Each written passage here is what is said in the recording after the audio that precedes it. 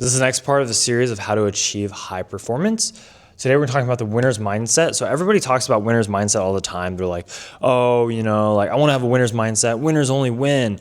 Yeah, well, it is true. Winners have this expectation of they're going to win, right? That's their expectation. They don't really heavily consider failure as an option. And because they don't consider it as an option, it's kind of like, it doesn't mean they can't fail. They definitely do fail. But it's like when they're just facing a different direction. Like if failure was to my right and winning was to my left, if you have most people are kind of like, just so afraid of failure. They're spending so much time like focusing on it and trying to just avoid it. But it's like, what if you just shift towards like, can I just try to focus on winning more? And if I win more, I will avoid failure in that sense. And of course, it's a very difficult thing to do, right? And people still fail, but it's a better way to view the same situation because you're kind of changing your perspective towards the more positive aspects.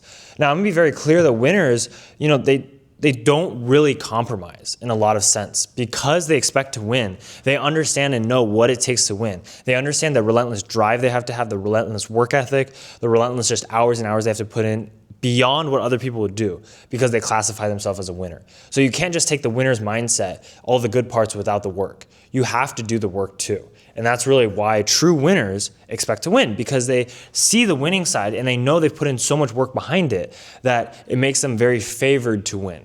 If you shoot thousands and thousands and thousands and thousands of basketball shots every single day, at a certain point, you know that you're more favored to win than you are to fail because you've just put in that work and you have that evidence, that hardcore evidence that actually backs it up.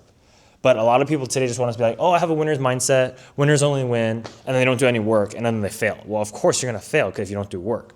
But it's like if you combine these two aspects together, you will be more successful because not only will you be focused on winning, but you also have the evidence and work to back that up and support your confidence, leading into an upward spiral that leads you towards success. If you have any questions, put them in the comments down below. Make sure to subscribe for more, and I'm gonna see you in the next video.